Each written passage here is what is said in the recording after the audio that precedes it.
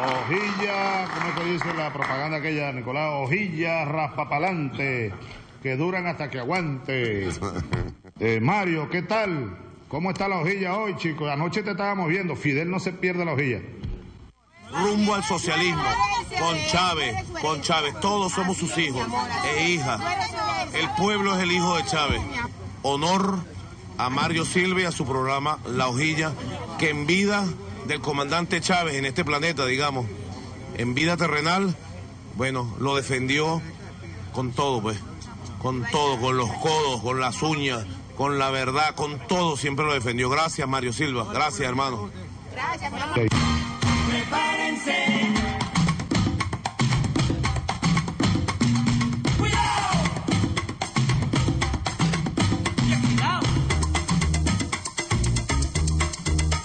Bueno, yo además de cristiano, yo no soy solo cristiano. Yo soy un revolucionario. Revolución es sentido del momento histórico. Es cambiar todo lo que debe ser cambiado. Es igualdad y libertad plena. No se trata de solo de hablarlo y proclamarlo, hay que construir el socialismo. Nuestro socialismo en el siglo XXI, en Venezuela, en el marco de América Latina y en el marco de los acontecimientos mundiales.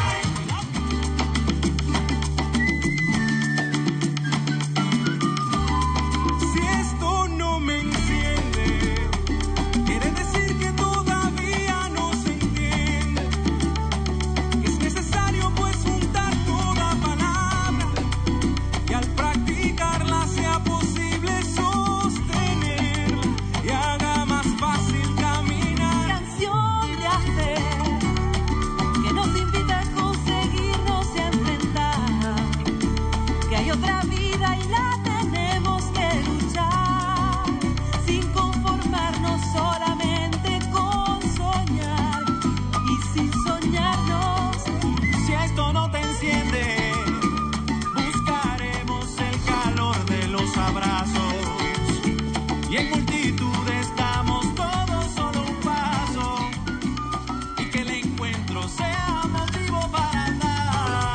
Bien, buenas noches, ¿cómo están todos? Bienvenidos a La Hojilla.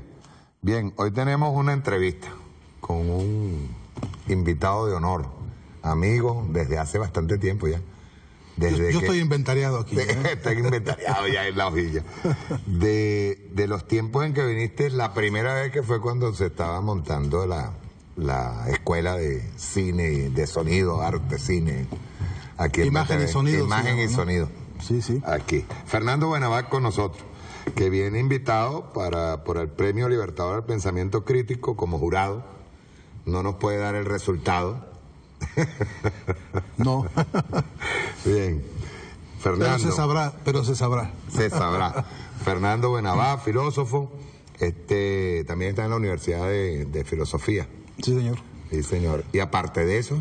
Y aparte, impulsando hoy y dirigiendo un centro de investigación, centro universitario, que ha sido dedicado a Shane McBride, autor o coordinador, mejor dicho, del informe McBride, legendario documento diagnóstico sobre la comunicación en el mundo, y escribiendo, Mario. Muy oportuno con la 17ª Cumbre de Países No Alineados.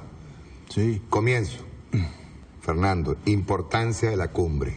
Ahora mismo, la cumbre comenzó recientemente en Margarita, con las mesas de trabajo. Importancia de la cumbre. Mira, a mí me parece que hay que detenerse con toda meticulosidad a comprender por qué hoy esta cumbre hace pie en este país, cómo es que este momento histórico le da la bienvenida a este encuentro, y cómo es que la resonancia mundial de esta reunión ahora mismo significa por lo menos 3 líneas generales, ¿no? Una que me parece central es el respeto por la jerarquía moral, por la jerarquía política, por el talento diplomático que Venezuela ha desarrollado, por la franca y decidida tarea que este pueblo, esta revolución y este gobierno ha subrayado una y otra vez por su vocación de paz. Eso se dice muy rápido y muy fácil, pero tienes un peso específico a nivel mundial muy importante, porque además Venezuela, con esa jerarquía, es un país que todavía tiene el aliento y la fortaleza de su lectura de la realidad mundial y plantea futuro. Esto también se dice muy fácil y tiene una hondura la que hay que detenerse, porque no hay muchos países ahora mismo que sepan qué va a pasar mañana ni qué va a pasar pasado mañana. Hay países cuya angustia de todos los días no les permite levantar cabeza. En cambio, Venezuela está planificando.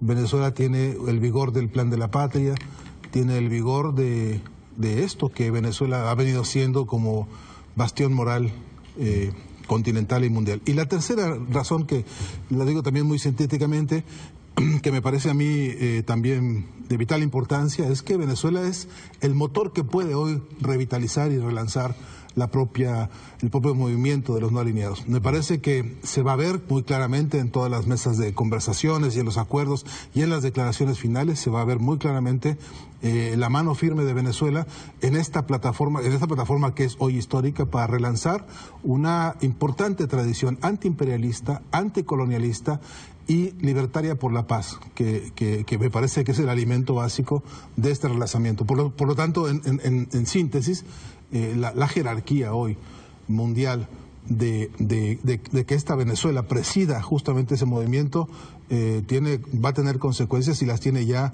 de todos los órdenes. Una pregunta, Fernando, y tomando en cuenta el ataque tan bestial que ha tenido Venezuela, no solamente en guerra económica interna por parte de los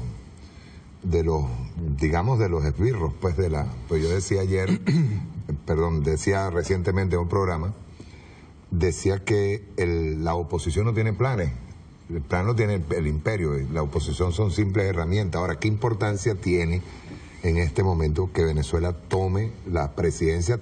Fíjate bien, tomó la presidencia de UNASUR y ahora la presidencia de la Organización de Países no alineados. Sí, bueno, en primer lugar, lo que hace es dejar cada vez más enana a una oposición que no tiene manera de analizar ni siquiera con seriedad el asunto, ¿no?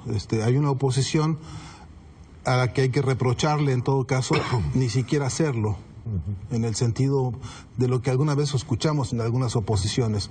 Hubo alguna época en que tenían talento para hacer un análisis geopolítico, hubo una vez en que tenían talento para discutir las proyecciones económicas a nivel regional y mundial, y hubo alguna vez quienes pensaban un modelo de proyecto económico con el que, uno podía estar en absoluto desacuerdo, pero ellos defendían un pensar, una forma de pensar. ¿Hay algún tipo de ideología en esta oposición? Eso yo creo que no, el negocio, ¿no? La lógica de un mercado, por cierto, además de un mercado inmediatista, de un mercado de corto plazo, de una lógica que es centavera, que es una lógica, a mi entender, pigmea, y que no tiene proyecto de humanidad, no hay proyecto civilizatorio. Es decir, la crisis del capitalismo, entre otras muchas expresiones que tiene, es que se agotó su proyecto civilizatorio, lo que alguna vez el capitalismo logró, que fue, impulsar una gran revolución transformadora que nos sacó de la Edad Media, que tenía un proyecto de capacidad productiva, que tenía una extensión, con cierta panorámica. Hoy expresiones de derecha y de pasión por el capitalismo como estas, no tienen alcance de futuro. Entonces se acota todo a remedios facilistas, y me da la impresión de que eso las empequeñece cada vez más. Sus batallas son pírricas, sus batallas son de bolsillo, sus batallas son de individualismo. Por eso fracasan. Tú juntas media hora y se matan, ¿no? Ahí recientemente, Fernando, comenzando la cumbre, hubo una declaración de Henry Ramos Ayub y Luis Florido, uno muy florido, por cierto. Él decía entre otras cosas, que ponían como, para descalificar la cumbre en Margarita, decían que Ban Ki-moon había asistido a la última cumbre en Teherán, ¿no? En Irán, y que no venía a Venezuela. ¿Qué importancia tiene si Ban Ki-moon viene o no? Pues ninguna. Ban Ki-moon es bastante prescindible. Él se ha encargado, lamentablemente, de eso. Habría que, me parece, detenerse en algún... Sí, pues recuerda, Fernando, para ponértelo para ponerte en autos, pues, de lo que hay. Ellos primero atacaron a la revolución bolivariana, y es algo bien lamentable, pues estamos hablando de venezolanos atacando a su propio país a través de la OEA, del organismo con un desacreditado Almagro, pues. Y luego hay unas declaraciones yo diría que bien lastimosas por parte de Ban Ki-moon, sin conocer la realidad de Venezuela y siendo secretario de un organismo como las Naciones Unidas, ¿verdad? Que a mi modo de ver, incluso el mismo presidente, comandante Chávez, en su momento dijo que había que cambiar. Sí. Porque no es posible que en una organización todavía sigan votando el 99,9% a favor del cese de bloqueo a Cuba, y sin embargo el veto de Estados Unidos continúa, y que solamente han votado 3, y las marchas Israel y Estados Unidos, y con esos 3 votos se imponga la voluntad no es nada democrático de un veto, ¿verdad? Entonces, ¿qué importancia tiene en este caso? Por eso te decía, quería ponerte en el contexto, ¿qué importancia tiene si Ban Ki-moon viene o no viene? Sí, es que por el escenario con respecto a Venezuela, pero con respecto a todos los escenarios en los que Ban Ki-moon ha tenido alguna vinculación, no ha hecho más que mostrar su conducta servil, su conducta pobre.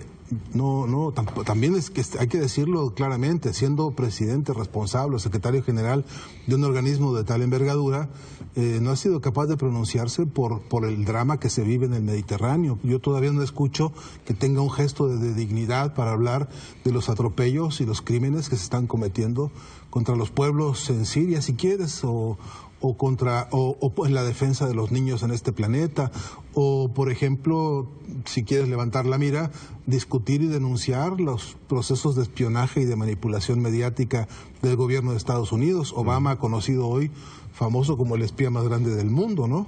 Ya lo han increpado Bachelet, lo ha increpado la propia Merkel, lo ha increpado Dilma Rousseff. O sea, medio mundo le ha tenido que decir a la cara a Obama sus quejas, porque les ha infiltrado, les ha espiado. Merkel también. La Merkel, ¿no? Sí. De modo que no he escuchado todavía a Ban Ki-moon expresarse al respecto de México. Tenemos más de 150,000 personas asesinadas por esto que llaman el crimen organizado. No lo escuché todavía denunciar el tráfico de armas en todo el continente, que muchas de ellas vienen de Israel. No se le escucha a Ban Ki-moon expresarse con toda precisión por el tráfico de personas y el tráfico de órganos que en el continente se está ahora mismo ejecutando. El mismo reparto de los inmigrantes. Los inmigrantes. De modo que yo creo que es un personaje que más bien hay que agradecerle que no viniera, porque me da la impresión de que constituye él mismo, como casi todos los organismos internacionales hoy, constituyen ellos mismos un desprestigio, ¿no? Porque, bueno, se han arrodillado al servicio del imperio yanqui y al servicio del capitalismo global y al servicio de las peores canalladas de la banca que está traficando, lavando dinero por todo el mundo, y estos organismos internacionales que se supone son salvaguarda incluso de la economía, no se pronuncian. De modo que creo que hay que agradecerle que no se haya aparecido, y por esa razón uno entiende por qué la derecha lo extraña, porque es justamente de los mismos, ¿no? Así que no, creo que de la cumbre hay otras cosas también fascinantes que vale la pena decir y recordar, porque mira Mario, en el año 1973 en Ahí África, estamos entrando en tu área. En un área que a mí me fascina, porque sí, además es un área de una vigencia. Exacto. Y mira los puentes que se van tendiendo. A mí me parece que esto es fascinante. En el año 73, Mario, el movimiento de los no alineados en África hace un planteamiento que a mí me parece extraordinario por lo visionario que es, ¿no? Ellos plantean entonces la necesidad de un nuevo orden económico mundial. Están viendo venir año 73. Estamos hablando de año 1973, que es justamente cuando derrocan a Salvador Allende. Sí, señor. Tenemos todavía calientes los cuerpos en Vietnam. Todavía el tufo mortífero que veníamos recogiendo estaba fresco. Teníamos también el 68 vivido en Francia y en México, por ejemplo, ¿no? Se había vivido también un movimiento estudiantil importante, el Cordobazo en Argentina. Hacia el año 73 empezamos a ver una gran revolución juvenil, planetaria, que estaba significando un montón de cosas y que ya entonces era objeto de discusión a dónde nos está llevando el capitalismo. Esa era la gran pregunta de los países no alineados. Y plantean, necesitamos un nuevo orden económico mundial. Pero ahí mismo se advirtió que se necesitaba también un nuevo orden de la información y de la comunicación.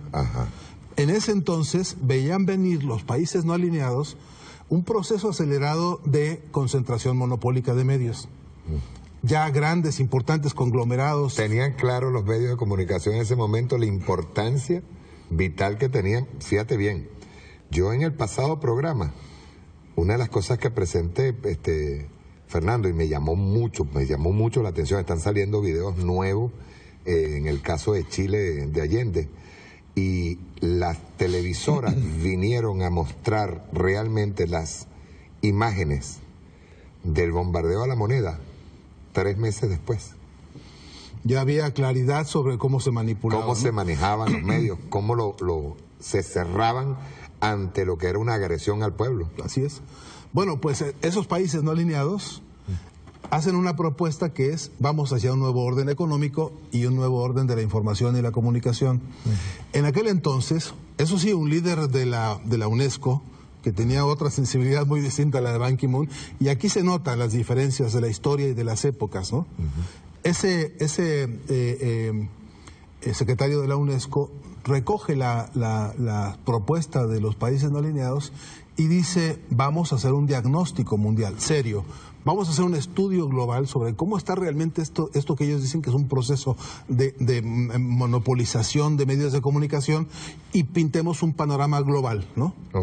Entonces empiezan a convocarse ideas y metodologías, y le encargan a un personaje particularmente interesante que a mí me resulta fascinante, que se llamaba Sean McBride. Este hombre, Sean McBride, para decirlo rápido, es un hombre que ganó el Premio Nobel de la Paz, es un hombre que recibió el Premio Lenin de la Paz, y es un hombre que durante toda su vida se dedicó a luchar en Irlanda por los derechos humanos y por los derechos civiles y por los derechos laborales. Él nació en Francia, aunque hijo de irlandeses. Llegó a ser primer ministro, llegó a ser ministro de Relaciones Exteriores en Israel, en Irlanda, y se convirtió en un referente crítico de la problemática de derechos humanos a nivel global. McBride forma una comisión, año 76, y esa comisión que se forma... O sea, en el 73, en la cumbre de los países no alineados, se lanza la propuesta. Se toman 2 años y algo para organizar los procedimientos, etcétera, y hacia el 76, la comisión presidida por McBride comienza a hacer las consultas mundiales. Se desarrollan más de 60 encuentros en todo el planeta. Nombres como Marshall McLuhan o como Gabriel García Márquez, ¿no?, estuvieron en esa comisión, y se toman un tiempo para ser, repito, finos. ¿Se entiende? Finos, sí. Detallados, detallistas, minuciosos, austeros, rigurosos, con el trabajo de investigación y de los aportes que venían de todas partes, la prensa, la radio, el cine, la televisión, etcétera, para formar este paisaje mundial. Fíjate que en ese momento no había, las redes no existían. No existían, ¿no? Okay. Entonces, se crea pues esta comisión que elabora el informe, y lo entregan en el año 80. Ante la ONU, ante la UNESCO, se entrega el informe y se aprueba. Es un documento que tiene, por primera vez tenemos en el registro histórico de esta problemática, un documento validado por un organismo internacional como la ONU, de aquel tiempo. Año 76. Para entonces ya el 80, cuando es aprobado. Es cuando lo aprueban, 1980. El 76 se presenta, y en el 80 se aprueba y se publica, y se dice: apruébese y publíquese, ¿no? Okay. Entonces se publica, ¿y qué crees que pasa? ¿Qué crees que hace Estados Unidos ante el informe y ante la publicación? Decide que eso hay que congelarlo. Deciden que, para entonces Ronald Reagan, ¿no?, dijo: compañeros, esto no pasa por ningún lado. Hay que congelarlo. Los expertos en análisis del informe de McBride dicen fue la glaciación, ¿no? La era de la glaciación para semejante informe que contiene una afirmación o dos, Mario, te las quiero comentar muy rápidamente. Fíjate la iniciativa de los no lineados trasladada al año 80 como documento aprobado por las Naciones Unidas y por la UNESCO. Dice ahí, el proceso monopólico de medios de comunicación constituye un atentado contra la humanidad. O sea, los monopolios de los medios de comunicación son un atentado contra la humanidad. Porque en primer lugar son amenaza a la democracia. Hay que tomar en cuenta que en el año 80, ojo Fernando, todavía la banca no había comprado los medios de comunicación como lo ha hecho en España ahorita. Claro, estaban haciendo el proyecto que se auspició durante los años 80 y 90 de acelerar todavía más el proceso monopólico. Okay. Lo habían visto los no lineados, no se nos olvide porque estamos aquí justamente ante el país que es el presidente Venezuela de esta historia, ¿no? Okay. Que está recogiendo esa historia. Venezuela está siendo hoy recipiendaria de esta historia y que se convierte por eso mismo en su reimpulsora. Bien, el informe... La primera premisa es monopolios son un atentado contra la humanidad. Sí, y dice una cosa, cuanto más se concentran los monopolios, más se enmudece a los pueblos, ¿no? Por eso el informe se llama Un solo mundo, voces múltiples, ¿no? Por eso el informe analiza minuciosamente el derecho que tienen los seres humanos a estar informados y a comunicarse, que son dos categorías que tienen que trabajar en paralelo. Déjame decirte una cosa, ¿cómo entienden ellos en el informe McBride y en los países no alineados la palabra comunicación? Ahora nos la han distorsionado mucho. Ya ves que hasta los diccionarios nos secuestran estos, ¿no? El Grupo Prisa de España se ha vuelto como el monopolio de los diccionarios y nos imponen sus definiciones. La palabra comunicación es mucho más complicada y mucho más rica que solamente medios para la comunicación. Okay. La palabra comunicación en la acepción del informe McBride significa construir comunidad. También eso lo escondieron, ¿eh? También eso lo mandaron a la glaciación. De modo que en el paisaje global, en ese entonces... El informe había detectado... Ojo, cuando decimos que aprobado en 1980 es que tenía que ser aplicado. Que tenía las recomendaciones que se dan allí. Que son recomendaciones que van directamente a los miembros de las Naciones Unidas, de los países miembros de la ONU, para que, como no son vinculantes, son recomendaciones para que empiecen a normar políticas nacionales en materia de comunicación. Okay. Es como yo te digo, mira, tenemos este problemón mundial en materia de comunicación, te recomiendo que en tu país vayas tomando en cuenta. Pero ahí hubo consenso. Había consenso de aprobación. Okay. Así, acuerdo frente al problema, no acuerdo frente a las soluciones. Okay. Porque las soluciones comprendían dos o tres cosas muy, muy delicadas. Uno, procedimientos jurídico-políticos, leyes que normaran el comportamiento de los monopolios. Okay. No podía ser abandonado a su libre arbitrio un pueblo para que fuera manipulado por los monopolios mediáticos. Exacto. Eso ya lo prevé el informe McBride. Y por otro lado, el informe exige que el desarrollo de políticas públicas contemple, por ejemplo, equidad y soberanía tecnológica. Que la tecnología no dependa de que algún proveedor te dé a su antojo. Que tenga todo el mundo acceso. Que todos tengan acceso. Okay. Ya se prevé en aquella época el desarrollo de los satélites. Naciente en ese momento. Ya ven venir la necesidad de legislación aeroespacial que permita reconocer que lo que está arriba también es territorio nacional y que también debe tener soberanía y respeto por lo que pasa abajo, que es países que hay que mantener respeto y por la no intervención, intervención en los asuntos de los países, menos por satélite. Okay. Fíjate cómo la cosa se vino agravando, ¿no? Y lo otro que dice es hay que impulsar nuevas corrientes de pensamiento crítico que sean capaces de ejercer la nueva comunicación que se necesita.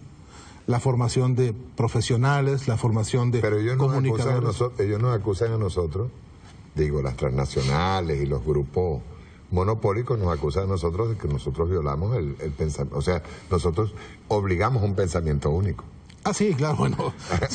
Óyeme, a Cristo lo acusaron de cuánta cosa, no lo sacrificaron en la plaza pública y lo torturaron en público. La derecha lo esgrime aquí a cada rato. No, bueno, pero ahí están los documentos. No nos dejará mentir ni la ONU ni nadie que ellos aprobaron y que ellos mandaron a hacer este documento que es paradigmático en la historia reciente del mundo y de la cultura. Porque además ya advierten, si llega a monopolizarse el conjunto de las herramientas de comunicación, lo más probable es que lleguen a monopolizar los cerebros de las personas. Exacto. Bien, entonces ese informe, en los años siguientes, te hago un resumen rápido. Aparte de pasar todo el periodo de glaciación al que fue sometido, aparte hubo un periodo de persecución muy fuerte. Se han generado después otros, digamos, sucedáneos del informe McBride, que lo que hacen es traicionar el espíritu con que los no alineados impulsaron esto. Okay. ¿En qué sentidos? Bueno, el primero de todos esos sentidos, que me parece la tesis con que para todo un debate, es que ellos dicen, la mejor ley de comunicación es aquella que no existe. Sí. Hay que permitir que la gente se autorregule, dicen ellos. Ajá. ¿No? Eso es muy bueno para quien tiene el medio de comunicación. Ah, sí, claro.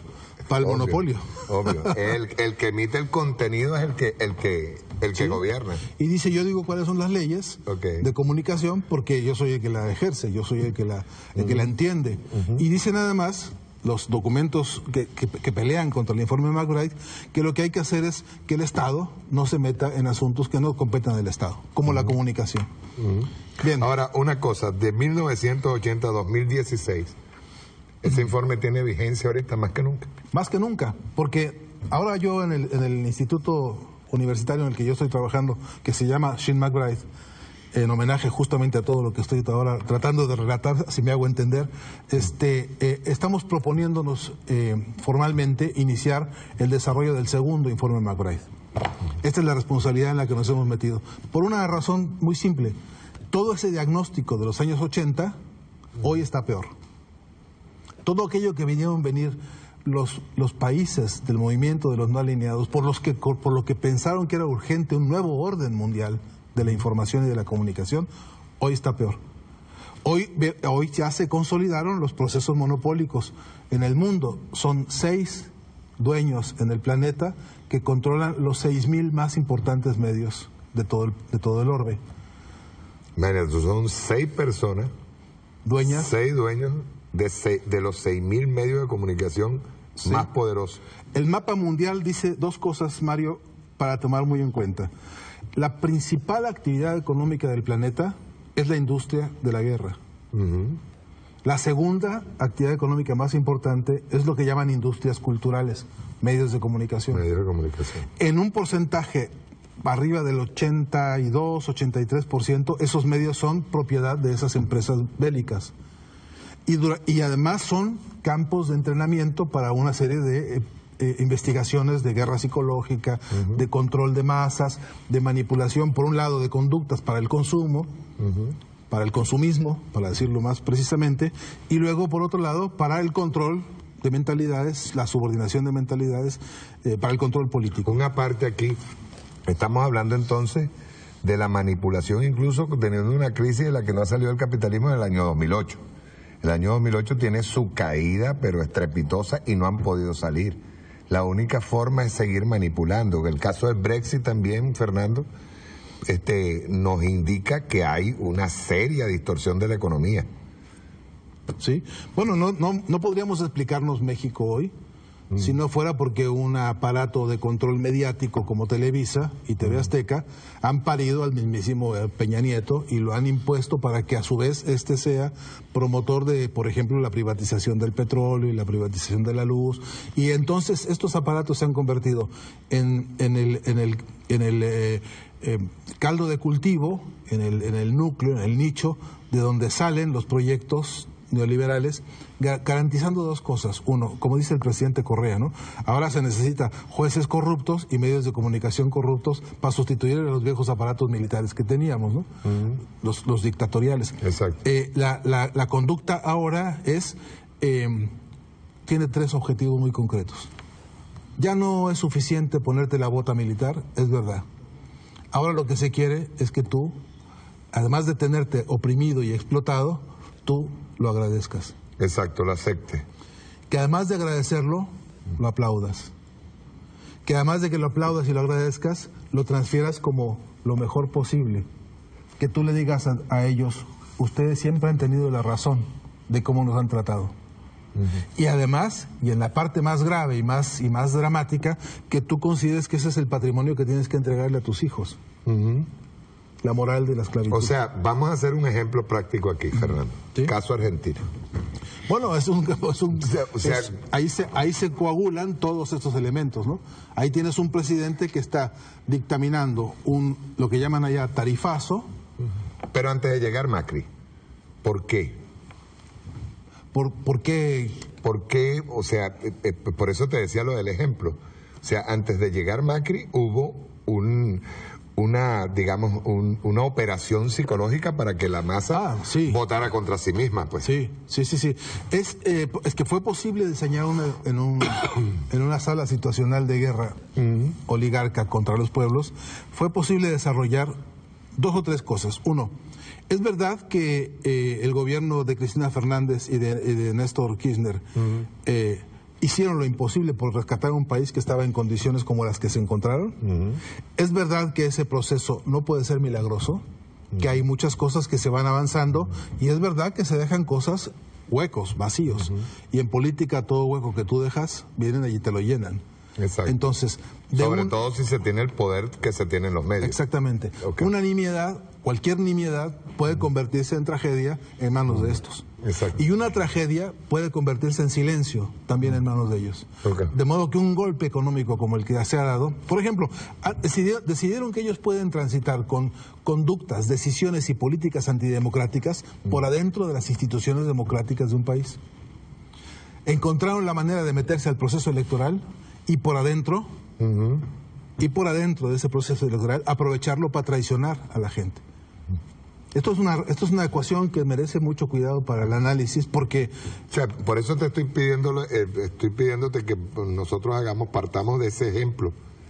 O sea, y hay un pueblo votando contra sus propios logros, contra los propios beneficios, y siempre yo digo lo mismo, independientemente de los errores, pues los errores existen. Ahora, ellos magnificaron esos errores. Sí, claro. Porque no vamos a comparar jamás una Cristina Kirchner o un Néstor Kirchner con un Menem.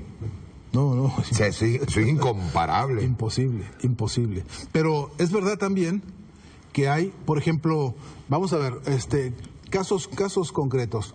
Te quiero contar porque a mí me parece fascinante en términos de un ejemplo de esa transición.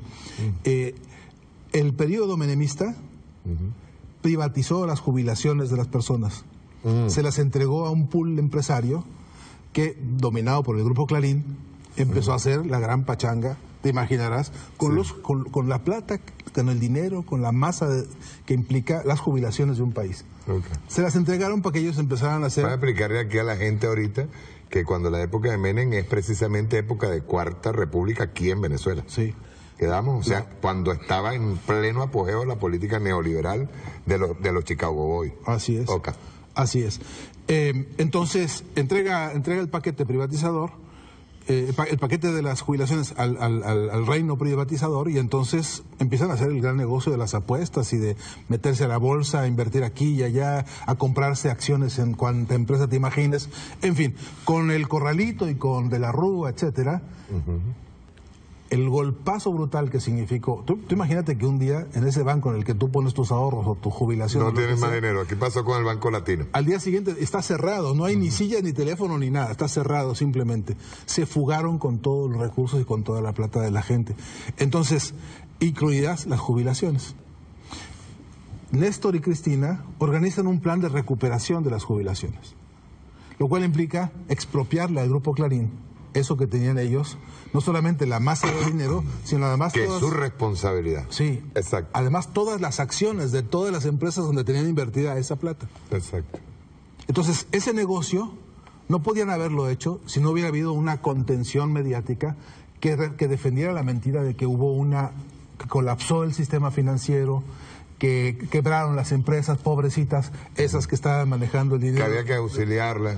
No íbamos a auxiliar en el caso de un banco, no íbamos a auxiliar al directamente afectado, sino al pobrecito banquero. Sí, y que a ti como jubilado, a ti como ahorrista, a ti como persona que estaba preguntando por el dinero de su trabajo, lo que te quedaba hacer era resignarte a que perdiste, como si tú hubieras sido el que fue a apostar en la plata. Y eso fue a través de los medios. A través de los medios. Armaron toda la estrategia. El Grupo Clarín. El Grupo Clarín. Como la presidenta Cristina Fernández y Néstor desarrollan este plan de recuperación de esas jubilaciones, como además ingresaron al mercado laboral cientos de miles de personas con aportaciones nuevas, con más plata para las jubilaciones, que se van haciendo aportes mensualmente, creció la bolsa, por supuesto, y se hizo mucho más jugoso y más grande. Ahora, pues se podía elevar, por ejemplo, las propias jubilaciones que se cobraban al principio 300 pesos en la época del menemismo. La gente empezó a desarrollar hasta 1,000, 2,000, 3,000, 4,000 y niveles distintos de jubilación según sus aportes. Eso se recuperó. Eso fue oxígeno puro para la economía de Argentina y una solución dignificante para aquel que ya veía el desahucio de su jubilación. Algo similar pasó aquí con la quiebra del Banco Latino, que al final fue la Revolución Bolivariana la que le pagó a los que en el gobierno de Caldera quebraron al Latino. Bueno, como te puedes imaginar, el odio del Grupo Clarín fue terrible. Contra Cristina. Y es un medio de comunicación poderosísimo en Argentina, igual que el Mercurio en Chile. Ese Grupo Clarín desató una campaña de odio, de ataques, de desprestigio contra Cristina y contra Néstor, que hasta la fecha no hay día en el que no haya acusaciones nuevas con complicidad de jueces corruptos y de medios corruptos y de además toda una campaña donde quiero volver a lo del informe McBride y los no alineados, porque mira qué importantes son los puentes y la capacidad de síntesis de la historia. Resulta que ahora estamos viviendo el plan Cóndor mediático, ¿no? Resulta que ahora lo que tenemos es que la agresión y la ofensiva del Grupo Clarín contra proyectos, por ejemplo, de gobiernos democráticos. Por ejemplo, en el caso de Brasil. Por ejemplo, el de Brasil. Por ejemplo, el de Paraguay. El caso nuestro. Por ejemplo, Venezuela. Y donde ahora los monopolios que ya nos advirtieron que iban a ser amenaza contra la humanidad, amenaza contra la democracia, ahora ellos se han articulado. Y ahora ellos tienen capacidad de velocidad y de ubicuidad. Están presentes en todo el continente y actúan así, rapidísimo. Entonces, con el Grupo Prisa de España, liderando junto con Televisa y junto con el CNN de Miami, articulando con O Globo de Brasil, articulando con NTN 24 en Bogotá, en Colombia, Clarín de Argentina, Mercurio de Chile, imagínate los nombres que estamos pronunciando, ¿no? Sí, es la advertencia que hace el informe McBride. Estamos diciendo todos los nombres de Satanás juntos, ¿no? Sí, sí. La Sociedad Interamericana de Prensa metida en esta danza, y entonces constituyen una fuerza continental con la cual arrecian. Y entonces tenemos esta fórmula importante. Mario lo vio, el movimiento de los países no alineados, lo vieron venir. Ahí donde va a haber bases militares, va a haber bases mediáticas. Ahí donde pusieron 7 bases militares en Colombia, ahí se va a desarrollar un sistema de ofensiva y de laboratorios de guerra psicológica. ¿Quieres que te diga el nombre random? Para que nada más nos acordemos de dónde parten un porcentaje enorme de agresiones contra Venezuela y contra el continente y contra todo lo que suene democracia y revolución. Pero por supuesto, multiplicándose, hay laboratorios de guerra psicológica en Europa, por ejemplo italianas o por ejemplo francesas, que trabajan coordinadamente para este plan, a este proyecto de constituir una fuerza de blindaje para todo el proyecto de saqueo del continente. Entonces ahora lo disfrazan para eludir el papel y la responsabilidad y la trascendencia de la histórica vocación de integración de la América Latina, de nuestros pueblos. Para eludir eso hacen una alianza llamada del Pacífico, por donde quieren que transite libremente el corredor de los buitres, el corredor del Plan Cóndor. El Plan Cóndor mediático. Que va avanzando, tratando de cerrar una pinza cuyo... Eso lo ha denunciado el presidente Nicolás Maduro, que habla de la operación Tenaza. Sí, señor. Y cuyo centro de mayor precio de mayor importancia se llama Venezuela, para ellos. Acabo de escuchar al presidente Maduro plantear, como es lógico, su papel como líder también en una revolución comunicacional. Imagínate qué momento más extraordinariamente sintético de Venezuela y de América Latina, en el que un presidente ahora sabe y ahora entiende que tiene que liderar también la revolución comunicacional en sincronía con este diagnóstico y con este análisis que viene desde el año 73 con los no alineados. Mira qué manera de conjugarse en este episodio, en este momento, este conjunto de temas, que son los temas, digamos, centrales. Ahora bien, esto entraría como tema, o sea, se puede discutir, debatir en una mesa de trabajo dentro de la cumbre de los países no alineados, Margarita. Estoy seguro que vamos a encontrarnos, no solamente con eso, vamos a encontrarnos con programas de necesidad y de urgencia. Pues es un tema de salud, ojo, Fernando. Sí, es un tema, sí. Fernando, estamos hablando de un tema de salud de la psiquis de nuestros pueblos. No estamos hablando solamente de Venezuela, estamos hablando de todos los países del mundo. De todos. Y estamos hablando también de otro asunto crucial, Mario, que es ahora la vinculación con redes y con la tecnología. Porque es absolutamente cierto que la agresión es contra la integridad emocional de los pueblos. El manejo de la psicología es una ofensiva que ha sido impúdica y que ha sido impune. Esto es un faltante en el que tenemos que discutir. Pero hay otro tránsito, que es el tránsito de la educación, que también completa otro problema interesante, porque ahora hay gobiernos como este proyecto revolucionario de Venezuela, con el comandante Chávez, entregando las canaimitas. Esta síntesis de la tecnología, de la constitución del conocimiento, de la producción y distribución social del conocimiento, de la envergadura que tiene el ascenso de la conciencia como motor transformador de tu historia presente y de la historia futura, es una clave fundamental. Por eso, en Argentina, una de las primeras decisiones que tomó Macri fue suspender la entrega de las computadoras a los niños y a las escuelas primarias. Lo primero que hizo fue, mira Mario, mira la dimensión del problema, después de esta reflexión. Sacar Telesur. Sacar Telesur del aire, y además la televisión digital abierta, que es, digamos, la construcción de relación satélite, infraestructura terrestre y transmisión de televisión digital multiplicada por muchos canales para diversificar las voces, ahora se ha privatizado. La están desmantelando para privatizarla. Se queda corto el informe McBride, entonces. Estaríamos hablando de extender ese informe McBride, presentarlo en la cumbre. Es preciso trabajar en un segundo informe McBride. Es preciso desarrollarlo. Actualizarlo. Claro. Porque ahora está peor, te digo una cosa, ¿no? Ahora está más amenazante porque también la guerra es asimétrica y las desigualdades que nos presenta este problema de comunicación también nos deja a nosotros en evidencia de cómo hay que ahora plantarse en qué escenario de esta disputa simbólica, en esta disputa de vocabularios, de experiencias comunicacionales nuevas, de esta revolución comunicacional de la que habla el presidente Maduro. Claro. ¿Qué tenemos que hacer nosotros? Habla de revolución en los medios populares, en las redes y en las paredes. ¿Sí? Regresar al graffiti también. Así es. Ahora, ese enunciado de medios debe tener un despliegue de coordenadas en el tiempo, para saber cómo desarrollamos nosotros estrategias comunicacionales según las necesidades históricas que vamos a ir viendo, ¿no? Nosotros tenemos un desafío comunicacional muy fuerte de acá a diciembre en Venezuela, pero no es distinto al que vamos a tener en todo el continente.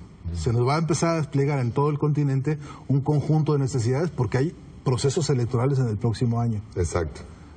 Entonces, esos paradigmas que se van ahora proponiendo y que se nos van superponiendo también, necesitan el desarrollo de un músculo estratégico. Exacto, no nos puede pasar lo mismo que pasó en Argentina, no nos puede pasar incluso por propaganda lo que le está pasando a Brasil. Pero es que hay que analizar Argentina de verdad, porque yo pregunto por todos lados, ¿ese es el pasado o es el futuro de Venezuela? ¿No? ¿Ese es el pasado doloroso, terrible de la perrarina? ¿Y ya quedó allá? ¿Estamos creyendo que no, que hay una oposición que es buena y que no va a repetir eso?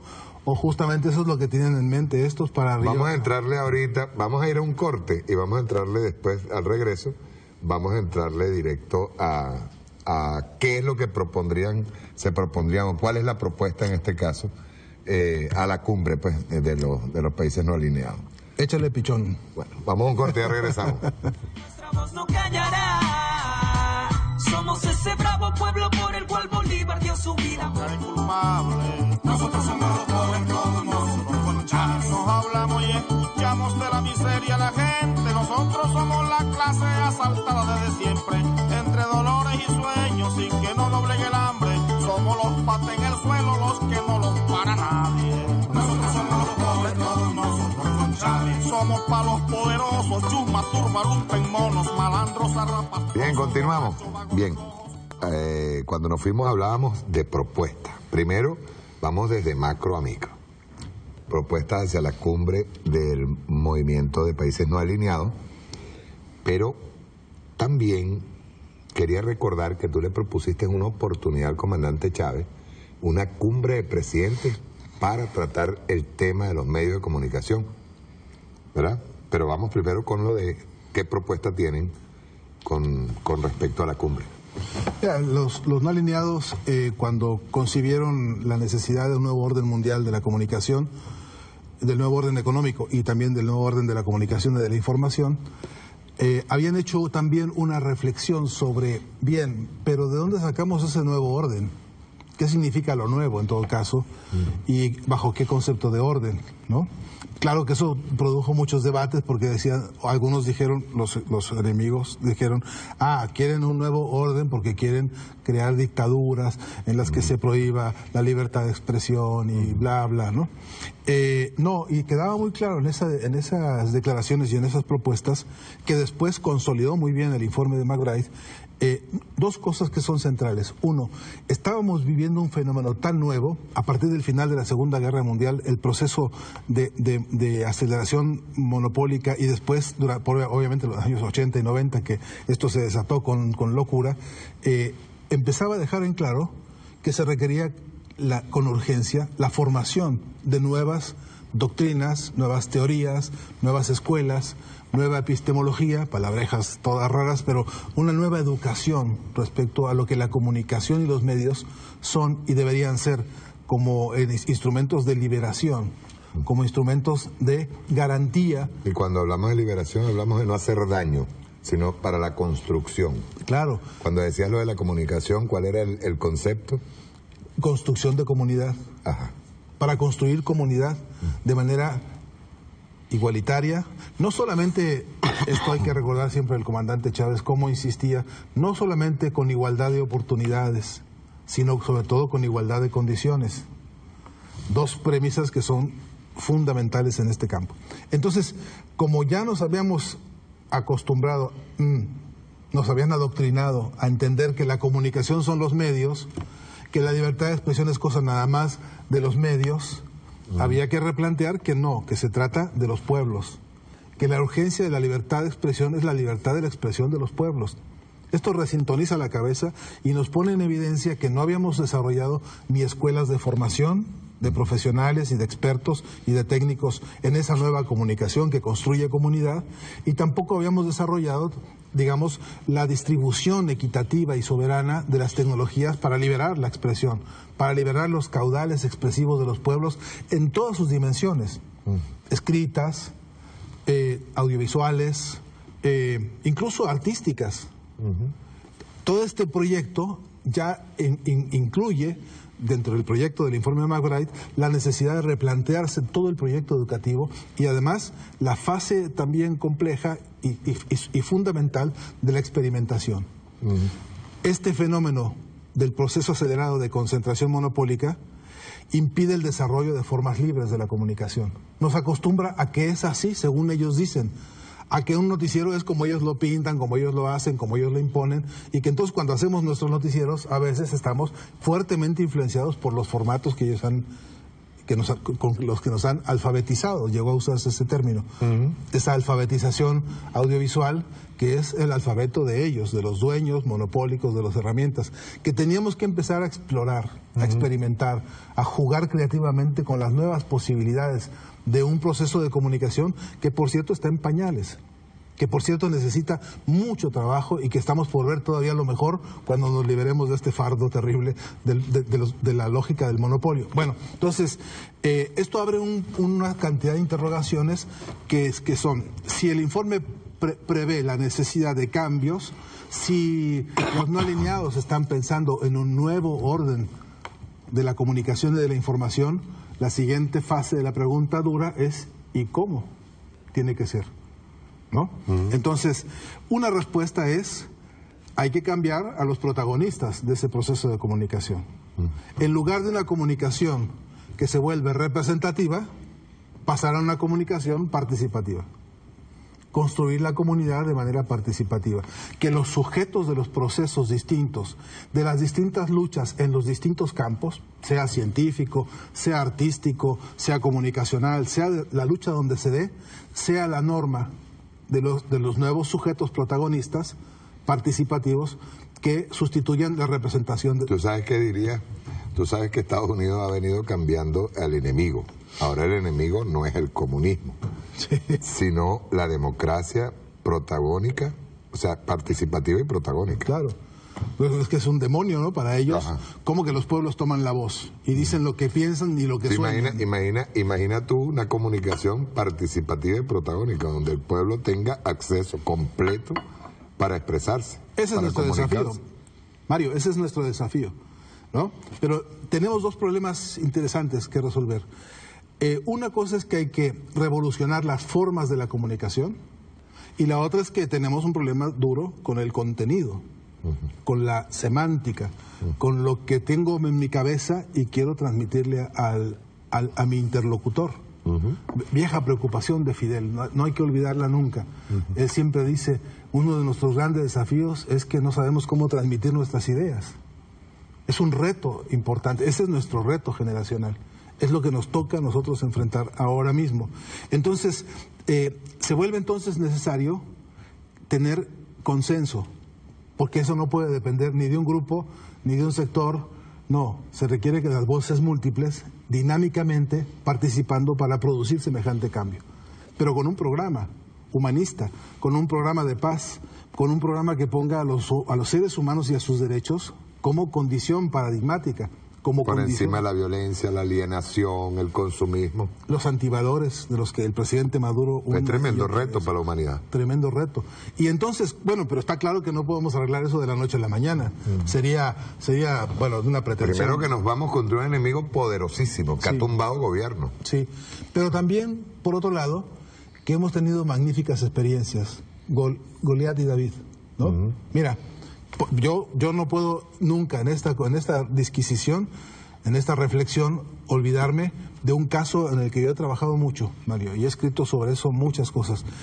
Yo vi un día a un solo hombre sentado frente a una cámara de televisión, hablando durante 8 horas o más, hablándole a un pueblo, diciéndole lo que ese pueblo necesitaba oír porque era su propia voz, y convirtiendo un escenario, una cámara, casi con una sola toma, en la escuela de formación política más importante de la historia reciente de América Latina.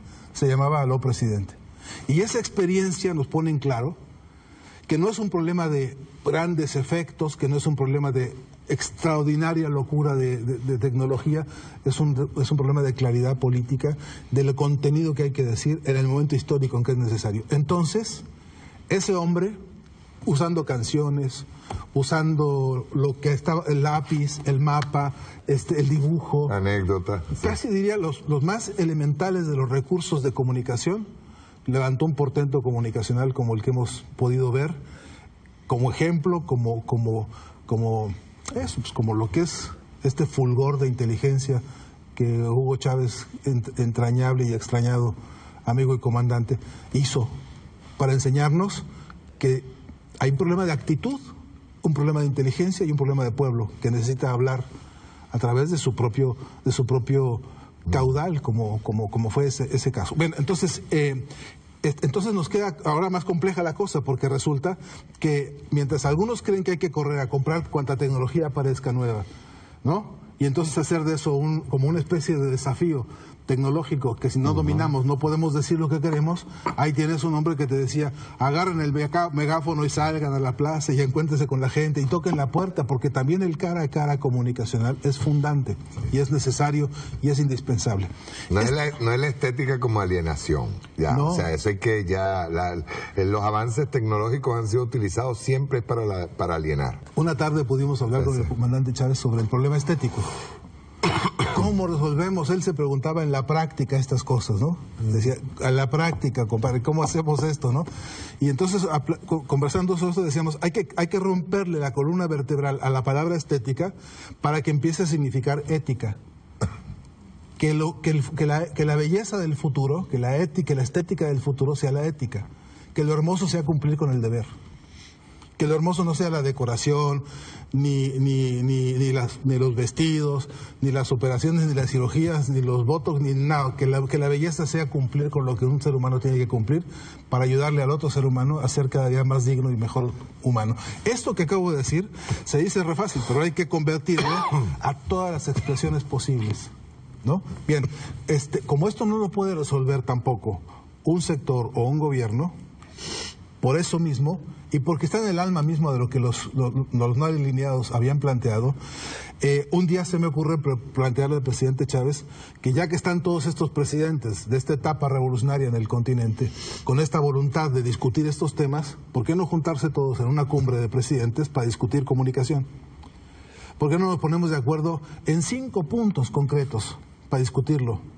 Algunos ahora dicen, bueno, es que ya estamos en el fin de ciclo, que eso ya pasó. No. Ahora más que nunca hace falta, con los países del ALBA, con los países de la UNASUR, con donde se puedan juntar estos líderes que hoy son todavía representantes del futuro que hay que rescatar en el peor momento histórico, por cierto, de la peor ofensiva. Lo que hay que hacer es reunirse y hacer un plan conjunto.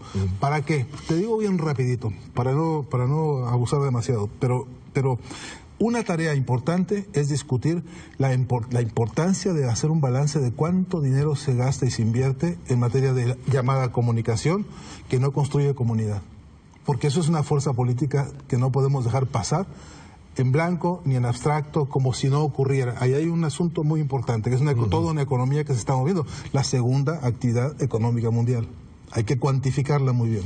Luego, el desarrollo de la tecnología, Mario, porque si nosotros somos compradores compulsivos de tecnología a los yanquis, estamos transfiriendo recursos tecnológicos permanentemente de manera irracional. Si nos convertimos en compradores organizados, tenemos el carácter político del que compra.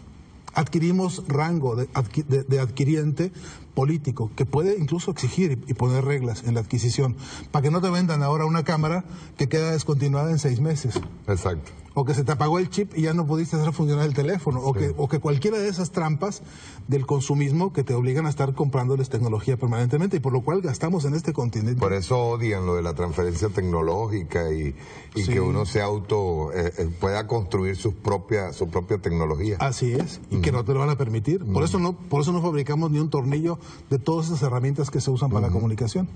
Luego tenemos la tarea de meterle sincronía a los cuerpos jurídico-políticos para fortalecernos con las leyes de comunicación de nuestros pueblos. Porque, mira, en Argentina, la ley de medios, que fue producto de debates sociales históricos, Mario, históricos. Ahí participaron Rodolfo Walsh, ahí participaron en ese aporte una lucha comunicacional contra la ley de medios de la dictadura, y la derrotó el pueblo argentino con una ley de medios que es realmente una conquista importante. No dije perfecta, pero una conquista importantísima para el pueblo argentino. Bueno, llegó Macri y en 3 segundos firmó un decreto y la canceló. Una ley que se construyó con la dinámica y con el esfuerzo y con la inteligencia de un pueblo. Estos llegan y te la cancelan en 2 minutos. Pero no quiero ver qué van a hacer si le dan un golpe de Estado al presidente Correa y derrotan esa ley. No quiero imaginarme aquí cómo van a mandar al demonio un avance como el que se ha conseguido con la llamada ley resorte, que ellos le llaman la ley Mordaza, ¿no? Ley Mordaza, sí. Esa base jurídico-política hoy nos da elementos para hacer acuerdos regionales en los que, por ejemplo, seamos capaces de crear fiscalías especializadas en delitos comunicacionales, Mario. Por ejemplo. No, es que ayer el presidente ayer y el domingo estuvo hablando, el domingo pasado, Él estuvo hablando de penalizar, de buscar por decreto penalizar el lenguaje de odio o la instigación al odio. Claro. Porque tiene que convertirse, él decía, tolerancia cero con la incitación al odio. Y es verdad. ¿Cuánta razón? Sí. Tú sabes que una de las cosas que más me preocupa a mí, de las coincidencias que hubo entre el golpe de Estado de Chile con respecto a los golpes, el golpe continuado que viene del 2002, antes del 2002 hacia acá, una de las coincidencias es esa precisamente, es la instigación a unas clases sociales. Incluso, aparte de eso, ya hoy le están llegando a clases más bajas, y se está originando un grupo de desclasados que están atendiendo al lenguaje simple, Fernando, un lenguaje puntual que provoca reacción de odio y violencia. Sí. Entonces, eso tiene que ser penalizado. Sí, sí. La misma ley resorte, con toda su perfección, tiene que ir más allá, que es penalizar el lenguaje de odio, penalizar el pregón de odio. Seguro. Y además, mira, hay episodios. Ahora mismo en Argentina está presa Milagros Sala, por la que todos los días yo me sumo a lo que hacen muchas personas en el mundo entero exigiendo la liberación de Milagros Sala. Pero el linchamiento mediático que todos los días padece esta líder social, líder popular de movimientos sociales de base, es inclemente. Bueno, ¿qué te voy a venir a contar acá a Venezuela? Lo que es el linchamiento mediático. Hemos visto por esa vía delitos internacionales en materia de comunicación que nadie sancionó nunca. Por ejemplo, la exhibición de una persona en un quirófano diciendo que era el presidente Chávez del grupo Prisa y del periódico El País. Por ejemplo, las cantidades de barbaridades que han dicho del presidente Evo Morales de manera impúdica e impune, Mario. Entonces, podemos acordado desarrollar un músculo jurídico político suficientemente portentoso como para acceder a iniciar y impulsar este debate y lograr las metas de corto, mediano y largo plazo que ya debimos haber alcanzado. Bueno, termino. Carlos Altamirano, para redondearte algo, decía, fue ministro de Agricultura de Allende, y él decía que mucho se hablaba, que al final en Chile, con toda la campaña mediática que hubo, muchos nos encontramos con un fenómeno, que quienes defendíamos que a quienes acusamos de la dictadura del proletariado, fue el que terminó defendiendo la democracia, y quienes supuestamente defendían la democracia y la libertad fueron los que terminaron cercenándola. Claro. ¿Y eso, dónde se paga eso? ¿No? En el pueblo y en las masacres, genocidios. Y este es el riesgo, ¿no? Esa es guerra civil. El tamaño del riesgo es de verdad preocupante, porque ahora mismo en América Latina hay riesgo de guerra fratricida, o sea, de guerras civiles, pues. Pero claro. Impulsada desde los medios. Hay escenarios, sí, pero es que hay escenarios que son clarísimos en esto, Mario. Hay en Colombia hoy un esfuerzo en el que Venezuela ha sido garante, en el que el presidente Chávez fue artífice, inspiración y militante, ¿no? A más no poder, para lograr la paz para el pueblo hermano de Colombia y para toda la región. Ahora mismo ahí hay fuerzas de estructura mediática de estos laboratorios de guerra que se oponen al sí por la paz y que están haciendo todo un trabajo mediático. Individuos tan grotescos como Uribe, en contra, y haciendo una gira por Estados Unidos en contra de la firma de Tratado de Paz. Así de grave es el asunto. Entonces, si tuviésemos nosotros el concurso de jurisconsultos serios en la región, trabajando en esta especificidad comunicacional para producir, no solamente el dictamen ético que hay que producir, que por cierto hace mucha falta, una plataforma de especialistas y expertos del mejor nivel a nivel continental para que sean capaces de pronunciarse permanentemente sobre estas amenazas, sino además de establecer acuerdos regionales de sanción para semejantes episodios. Y no se puede decir que no se puede, porque así le han hecho sanciones a Cuba, por ejemplo, internacionales permanentemente, de la manera más injusta y más despiadada. Bueno, entonces, de que se puede lograr un consenso que nos ayude a regular a nosotros las operaciones y a denunciarlas, sobre todo, en materia de comunicación, por su influencia regional, es una tarea fundamental. Las otras dos líneas, rápidamente te las digo, es que, Mario, siguen enseñando a nuestros muchachos a entender la comunicación como una mercancía. En las 1000 escuelas de comunicación que tenemos, esta vocación del presidente Maduro de instalar, de impulsar, de reimpulsar, de animar una revolución comunicacional, va a contar con la traición directa de todas las escuelas de comunicación que están al servicio del otro modelo imperial, mercantilista, etcétera. Y nosotros todavía no hemos alcanzado a desarrollar el proyecto de educación, de formación revolucionaria para la comunicación revolucionaria. De modo que tenemos un faltante muy grande. Y mira, tenemos autores, y mira que tenemos espacios de investigación, y que se ha desarrollado obra. Mira, no hemos logrado siquiera escribir la gran historia de las luchas comunicacionales de nuestro continente, Mario. El día que Hernán Cortés secuestró a Cuauhtémoc para torturarlo y para llevárselo al saqueo que significó todo el proceso de la colonización y del sometimiento de América Latina, ese día se inició el proceso de resistencia comunicacional de nuestros pueblos.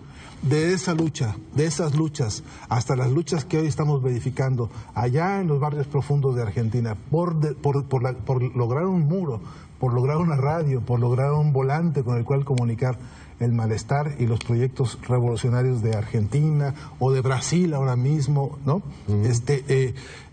Nos encontramos franca y huérfanamente de este recuento histórico de las luchas, de esta formación que necesitamos para capacitarnos en todos los distintos aspectos, incluyendo los muros, como dice el presidente Maduro, incluyendo cuanta cosa sea posible. Si son 140 caracteres, poder usarlos para dignificarnos todos. Exacto. Y dignificar las luchas. Y por último, en esas propuestas que yo le hice al presidente Chávez para una cumbre de presidentes, como agenda básica, me parece la batalla de todas las batallas, los contenidos, Mario.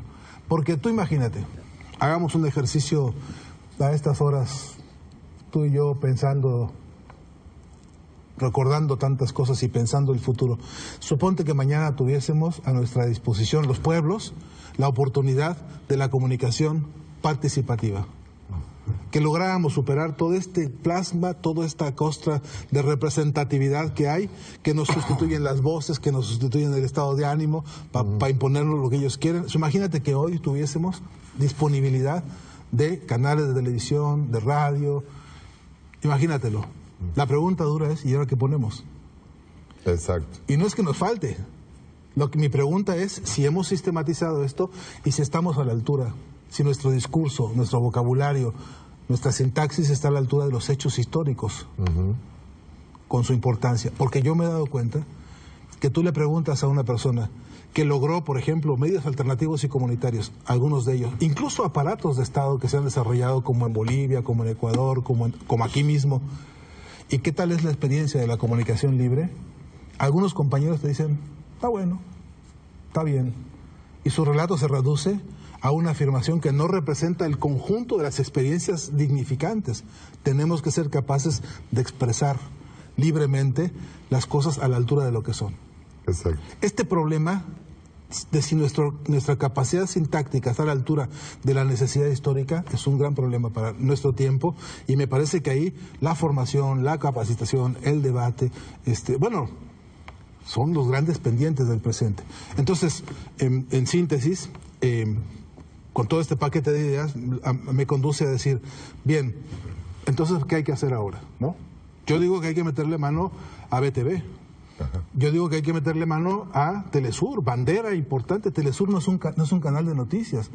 Telesur es el alma misma de un proyecto de integración regional que está en el pensamiento de Simón Bolívar convertido en televisión. Por eso lo atacó Macri. Por eso lo sacó Macri de Argentina. Así es.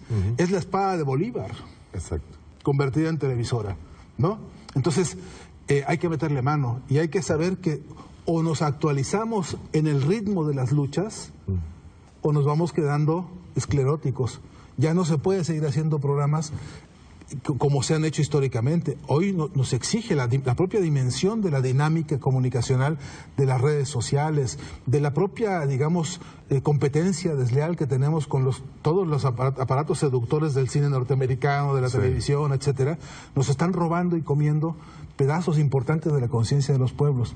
No podemos... No solo eso, nos están preparando para su apocalipsis. Sí. Y para que aprendamos, lo primero que aprendamos sea odiar a los pueblos. Exacto. Entonces, si hoy, por ejemplo... Y que veamos incluso hasta de manera natural un genocidio. Micro y macro. Está pasando. Sí, señor, micro o macro, ¿no? Porque tenemos, por ejemplo, que se ha naturalizado en América Latina la narcotelevisión. Que se han naturalizado los narcocorridos, que estamos viendo las narcotelenovelas y que estamos viendo la narcocultura floreciendo de manera absolutamente impúdica, y que entonces ahora los nuevos ídolos son narcos. ¿Qué vamos a hacer frente a eso? ¿Qué clase de interrogación profunda? Ya había, fíjate tú, que había ya una advertencia hacia la televisión de los años 70-80, de esos antihéroes. El antihéroe que comenzó a surgir, el ladrón tipo Robin Hood que cometía una estafa, cometía esto y se convertía en una especie de Adalid o vengador, el que salía y asesinaba a 20.000 personas, o por ejemplo un Rambo. Claro. Rambo es una especie de antihéroe. Bueno, es más o menos preparándonos a eso, es preparándonos a ver la muerte de manera natural. Aplaudirle al criminal, a que solidaricemos con él y a que terminemos aplaudiéndole siempre que mate a... ¿no? Bueno, ya las películas de vaqueros, ¿no?, nos habían enseñado a que matar indios era como heroico, ¿no? Sí. Y aprendimos a ver eso como entretenimiento. Aprendimos a ver El Chavo del Ocho, Mario. A mirar cómo un niño se lo golpea en un solo capítulo hasta 3 o 4 veces y termina llorando, y con eso nos reíamos y nos entreteníamos. Es decir, nos han inyectado una cantidad brutal de antivalores que representa esa amenaza cultural que los no alineados habían advertido. Por eso yo no dejemos... Estamos hablando del año 70. No dejemos que se nos vaya de las manos 73. Ese aporte visionario de los países no alineados frente a estos temas. Y que hoy nos están planteando, repito, generacionalmente la pregunta. Mira el colmo, porque tiene que ver con esto. En ese documento de los no alineados, que después la UNESCO recoge y que se llama Informe McBride, dice algo que es crucial. Nuestra generación y la de todos los que nos están viendo ahora mismo, jóvenes más viejos, viejos más jóvenes, todos estos todos tenemos, dice ahí, la obligación de generar una corriente crítica muy poderosa frente a los medios de comunicación.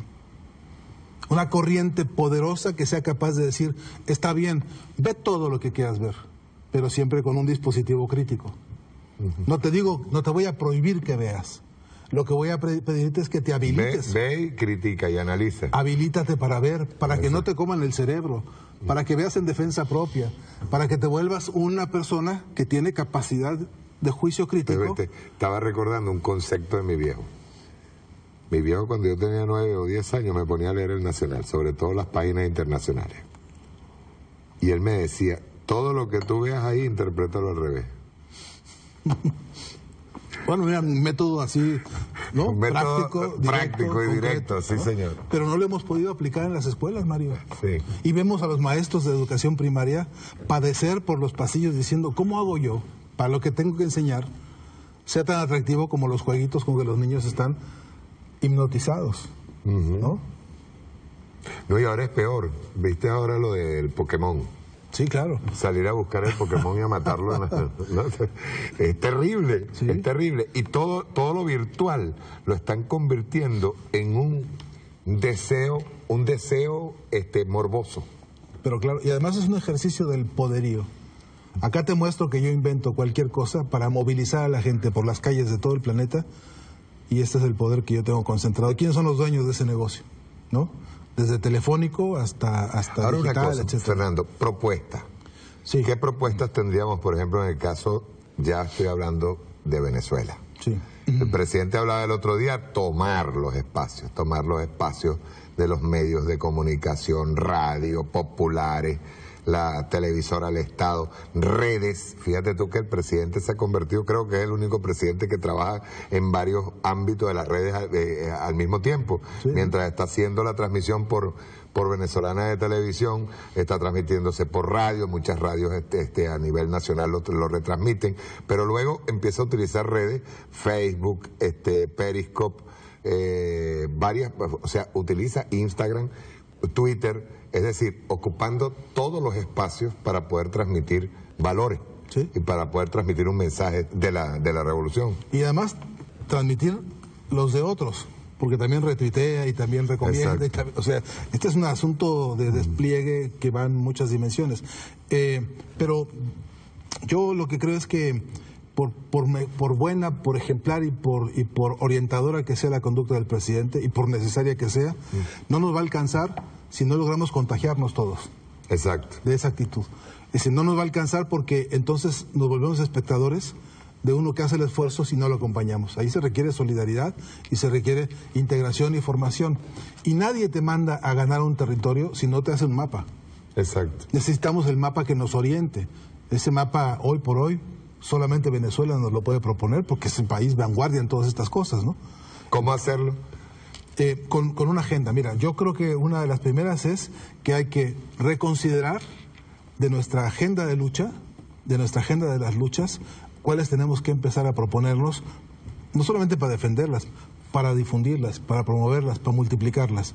Este es un trabajo de formación también en donde rompemos con el individualismo. No basta con que yo mande mis tweets o mis mensajes o mis Facebooks, no alcanza. Yo necesito saber dónde hay una lucha de compañeros de Venezuela, de Ecuador, de Argentina, de México, y entonces ser capaz de ser solidario con la CENTE en México, que ahora los maestros están luchando contra la reforma educativa privatizadora de Peña Nieto, al tiempo que soy capaz de luchar con los obreros y con los trabajadores argentinos que están levantando una batalla extraordinaria y que esto está en sincronía con la lucha de Venezuela por defenderse, por ejemplo. Con la gente en Brasil. Con Brasil. Es decir, este trabajo de análisis de cuál es la cartografía de la lucha es indispensable como un ordenador de la cabeza, porque es con los pueblos con los que hay que trabajar.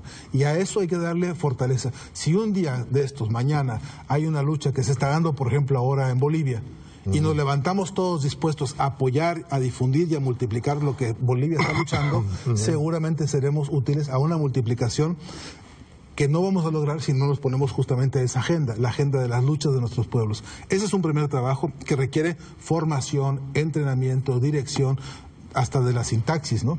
La otra es que nosotros necesitamos, Mario, junto con la importante revolución de los contenidos, la revolución de las formas.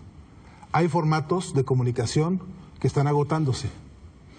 Y a menos que seamos muy genios para darles una vuelta y para darles una solución creativa, se nos van a extinguir entre las manos. Por ejemplo, los programas de debate. Estas mesas que se hacen mesas redondas en las cuales se agota todo en la palabra que se cruza, los hemos visto una y mil veces. Y yo no sé si hoy eso seduce a la juventud. Entonces, capaz que lo que hay que hacer es se hace repetitivo un tema y al final no hay una solución específica. Sí, y sobre todo... Porque cuando hablamos de una mesa de trabajo se supone que estamos buscando una solución a un problema, ese problema debería solucionarse, digo yo. Sí, siempre y cuando logremos que toda mesa redonda que se haga, por método, desemboque en la acción. Vamos a la práctica. Discutamos ahora todo lo... Sí, señor. Sí, teoría y praxis. La vieja preocupación del comandante Chávez decía... a la práctica, ¿cómo resolvemos en la práctica? Bueno, una precondición de la nueva ética comunicacional que requerimos es cuanta cosa hagamos debe conducir a la acción. Exacto. No me puedo contentar con que ya salí en la tele y me vi simpático, me vi bonito, sino ahora vamos a ver qué acción, ¿no? Claro. Totalmente de acuerdo. Como si no fuese suficiente. Digo, es que es bastante importante salir. No, es que es cierto, o sea, no es solamente el arte y oficio del declarante. O sea, no, porque eso alimenta muchas vanidades. Sí. Que bueno. A mí el tema de agarrar y colocar aquí, por ejemplo, yo antes mandaba ponerme siempre aquí, porque me bautizaron, así, me ponían aquí el bachiller marginal, ¿verdad? O sea, cuando uno agarra y dice analista político, está bien, ok, un analista político te expone un tema, pero ese tema tiene que desembocar en soluciones. Sí, en la acción. Ahora, también hay que ser cuidadoso en la ética de la comunicación de no proponer acciones idílicas. ¿no? Ajá. Sí, Bueno, porque si no es muy fácil de hacer cartas, pidiendo lo imposible. ¿Qué es lo que hablábamos ahorita de Argentina, Fernando? Sí. Es decir, sí. ¿Cómo llevan a un pueblo, ¿verdad?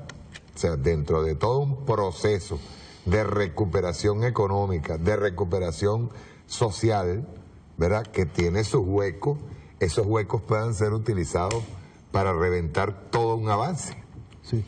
Y en esto Mario, me das una oportunidad magnífica de volver a... Así como hay que salir de la comunicación representativa para ir a la comunicación participativa, hay que entrar a la lógica pluridimensional de la comunicación. Eso quiere decir varias cosas. Uno, no basta tampoco con que yo use las redes. Okay. Porque el día que me corten la luz, se acabó la historia. Exacto. Mira, en México, en Oaxaca, la lucha de los maestros de la CENTE ha sido importantísima. Ellos tuitean, mandan mensajes, filman, hacen un montón de, digamos, de estrategias de redes para informar cómo está la represión. La policía y el Ejército de México ahora ha desplegado este sistema de encapsulamiento de los movimientos sociales para reprimir en círculo. Okay. Entonces han inventado los maestros de la CENTE y los muchachos que los acompañan hacer el otro círculo más amplio con los teléfonos celulares. Okay. Para poder construir una imagen. Un anillo, el anillo externo. El anillo de la imagen, que permite rápidamente estar transmitiendo por Periscope, como sea el episodio este. Hace unos meses, 2 meses, en Oaxaca, la primera orden que dio el ejército y la policía fue cortar la luz y cortar las antenas de transmisión de los teléfonos. No sale en el momento. Te encapsulan. Sí. O sea que lo que llamamos históricamente nosotros el aislamiento mediático, lo que llamamos nosotros el encapsulamiento comunicacional. Eso en un proceso de golpe puede suceder rápidamente. Sí. Bueno, en un país... Aquí, por ejemplo, nos tumban las señales telefónicas, nos tumban las señales de Wi-Fi, nos tumban la señal de Internet mientras se ejecuta el golpe. ¿Y qué hacemos? Ajá. ¿No? Ahí es donde viene el tema. Por eso es que no hay que depender solamente de esta polaridad, hay que tener muchos otros polos comunicacionales. Okay. Los maestros, por ejemplo, en México, aprendieron a hacer unos códigos de silbidos.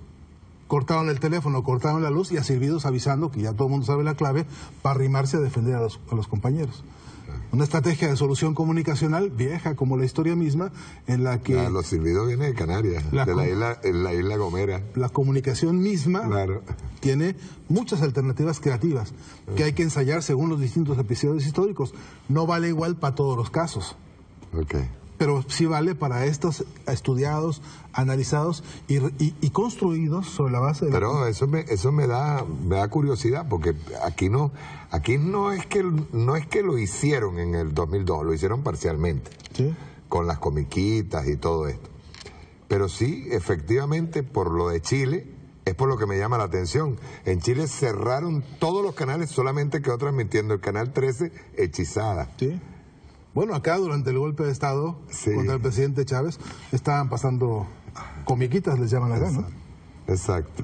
Acá ¿Cómo hacer en un momento, y yo digo ya hacia el exterior, en el momento en que tengamos un golpe de Estado? Vamos a poner un caso hipotético, un golpe de Estado en proceso. Bueno, aquí tenemos y nos cortan todo. Tenemos un ejemplo maravilloso, Venezuela.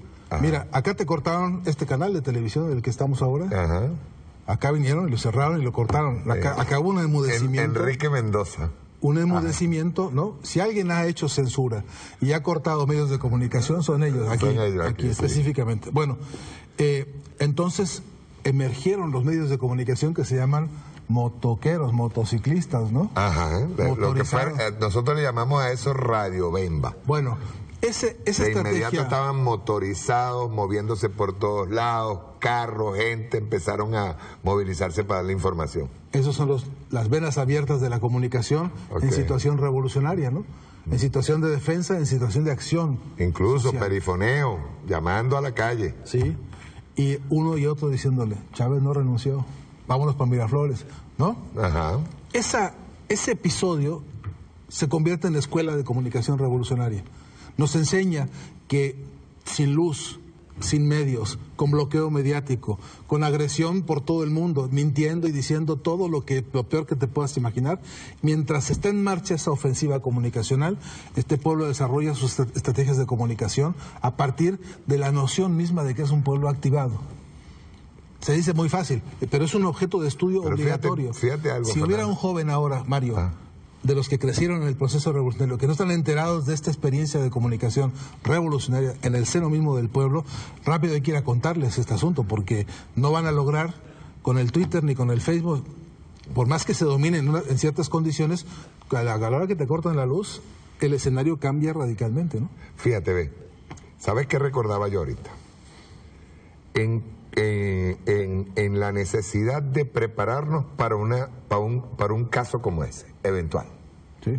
Por ejemplo, Cuba se prepara para los ciclones, para los huracanes. Y en Cuba, precisamente la preparación de todo el pueblo para esa eventualidad de un huracán ha permitido que en Cuba casi prácticamente las muertes que ocasiona un huracán sean cero. Estamos hablando de 1, 2 fallecidos. Son la vanguardia en Sí, ese tema. Exacto, 1, 2, ¿verdad? Pero también tenemos un pueblo cubano listo y preparado para un evento como una invasión. Desde Bahía de Cochino, el pueblo cubano, y en este caso el comandante Fidel, se planteó la necesidad de preparar al pueblo para una eventual invasión. O sea, así como pasó con Bahía de Cochino, podía pasar por otro lado. Sí. Se podía venir por La Habana, se podía venir por cualquier lado y se prepararon para eso. Hay necesidad de hacerlo aquí en Venezuela, no solamente prepararnos para un golpe mediático, un golpe en proceso, y de qué manera comunicarnos todos de inmediato para prepararnos, pueblo y Fuerza Armada, o sea, Fuerza Armada que es pueblo armado y pueblo civil, prepararse para una confrontación inmediata. Habría que hacerlo. Inmediatamente. Exacto. Porque, a ver, por un lado tienes el Partido Socialista, ¿no? Que además está el Polo Patriótico también. Además de ser un partido, es fundamentalmente una herramienta de comunicación. ¿Qué cosa si no es un partido? ¿Qué cosa si no debe ser una organización política con un programa, con un plan y con una estrategia como la que tiene? Yo creo que lo que hay que es permitirle que desarrolle el músculo comunicacional que tiene y que alcance ya de inmediato a crear sistemas de defensa comunicacional. Este es un capítulo que es crucial, sobre todo ahora que hay un Estado Mayor comunicacional en Venezuela, como uno de los temas de agenda obligada. ¿Cómo hacemos para que el partido tenga el programa de partido para hacer ese proyecto de defensa comunicacional que se ve cada vez más urgente? Pero el Polo Patriótico tiene también su propia característica y sus propias posibilidades de generar su propio también proyecto de defensa comunicacional, que tiene que ser pensado para una estrategia específica, en condiciones específicas, si un día se les ocurre una locura a estos, ¿no? Pero, y después tienes otro conjunto de estrategias, que son las estrategias comunicacionales que hay que dar con los médicos. Tiene que haber con las alianzas, asociaciones médicas, una estrategia de comunicación de atención a un pueblo sometido a una agresión brutal como las que ya sabemos que son. Y también los ingenieros, y también los comunicólogos, y también los abogados, y también todo el mundo activados desde sus distintos espacios de organización. La clave que hay que poner en que la todo el agenda. mundo sepa dónde tiene que estar. Sí, señor. Y que además, en ese instante, los líderes de distintos frentes y distintos momentos van a requerir un espacio para decir cosas. Y que hay que garantizárselo. No puedes enmudecer a un líder. No puede pasarte lo que le pasó al presidente Chávez en un momento en el cual no había un teléfono para avisar cosas. Exacto. Eso no puede volver a ocurrir nunca. Entonces, si un líder obrero, si un líder campesino, si un líder estudiantil o uno de tantos líderes que están floreciendo en Venezuela tienen agenda que está entendiendo el momento actual, ya deben estar articulando estrategias de defensa comunicacional para garantizarse que habrá una voz que le avise al mundo lo que está ocurriendo. Exacto. Esta es una estrategia, me parece, del cortísimo plazo y que hay que articular como un acuerdo. Primero, como una estrategia de legítima defensa comunicacional para un pueblo que está buscando su libertad de expresión y su libertad de expansión y de crecimiento. 1. 2, para salvaguardar el derecho a informarle al mundo lo que está ocurriendo, para salvaguardar el derecho a comunicarse, a construir comunidad con otros países y otros pueblos. Porque si no, el grave, difícil y complicado problema es que de espacio que dejes vacío te lo van a llenar ellos. Y si no le cuentas al mundo lo que está pasando, lo van a inventar ellos. Y le van a llenar la cabeza a los pueblos de todas las falacias y de todo aquello que no seamos capaces de disputar. Por eso es que no es solamente regional o nacional. ¿no? Es hacia toda América Latina. Por eso la cumbre de los presidentes, por eso la necesidad de articular con los presidentes del ALBA, por ejemplo, este plan estratégico de defensa comunicacional que es cada día más urgente y más evidente. Es importante la comunicación entre los pueblos en el momento de la agresión de un país. Nos lo dijo el movimiento de los no alineados, nos lo advirtió desde el año 73. Vio venir este problema, vio venir el enmudecimiento de los pueblos y dijo, un solo mundo, voces múltiples en ese informe. Esas voces múltiples no vas a poder garantizarlas sin táctica y estrategia de defensa comunicacional, pero no solamente, Mario. No basta con defendernos, no basta solamente con tener resistencia, hace falta pasar a la vanguardia.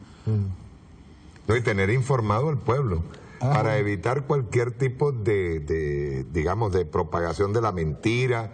O, por ejemplo, en el caso del comandante Chávez, llegó un momento en que nadie sabía dónde estaba. Claro. Y sin embargo, fueron averiguándolo. Por eso te decía lo importante que es lo que llaman el radiobemba, el boca a boca, ¿no? Y fueron averiguando y buscando en dónde estaba. Entonces, en un escenario así, podemos imaginar que no nos va a servir haber aprendido a hacer noticieros como los que vemos. Claro, claro. Nos va a servir solamente... Eso va a ser después. La construcción del proceso informativo como lucha. Mira, en Oaxaca hay escenarios y episodios y experiencias que hay que estudiar y sistematizar. La Asamblea Popular de los Pueblos de Oaxaca, en un momento duro en el que habían avanzado y en el que los habían reprimido, viste que el acicate de la revolución a veces viene de ese lado, y se organizaron los pueblos de Oaxaca, 500 organizaciones populares, tomaron la ciudad de Oaxaca e instalaron una situación de doble poder. La primera necesidad que tuvo esa organización popular tomando el territorio fue comunicacional, para explicarle al mundo qué estaban haciendo. Y tomaron la radio de la Universidad Autónoma Benito Juárez de Oaxaca. Esa radio, Mario, la radio de la universidad, transmitía Schubert, Haydn, Mozart, Beethoven, y todas sus variables y todas sus, ¿no? Con flauta, con violín, con orquesta, no. Eso era todo lo que transmitía. A partir de que la Asamblea Popular de los Pueblos lo tomó, se convirtió en la radio más escuchada en la historia de toda Oaxaca, se convirtió en la radio ordenadora, organizadora e informativa. Ahora, ¿qué transmitía? ¿Noticieros como los que hemos aprendido a ver? No. Información concreta. Está circulando una camioneta muy rara por tal avenida, atentos todos. ¿Qué hay que hacer? Pongan piedras. Entran pero no salen, ¿no? Ya se metió uno raro y se robó no sé qué y nos están saqueando allá. Bueno, por favor todo el mundo, ¿no? La Comisión de Seguridad, la Comisión de Defensa, la Comisión de Orden, iban a ver, ¿no? Y si había un acto de delincuencia, operaba entonces el proceso de justicia popular. Mira lo que pasa, articulado con una herramienta de comunicación. Ni bien se verificaba el episodio, avisaban a la radio. Ya está todo en orden, tranquilo, avisaban a la gente. Mira, ya se controló, no más que estén atentos porque va a haber otro episodio. Mientras tanto, escuchemos a Ali Primera, en esta bonita canción que nos recuerda que esto no se arregló, o la de Silvio Rodríguez, etcétera, ¿no?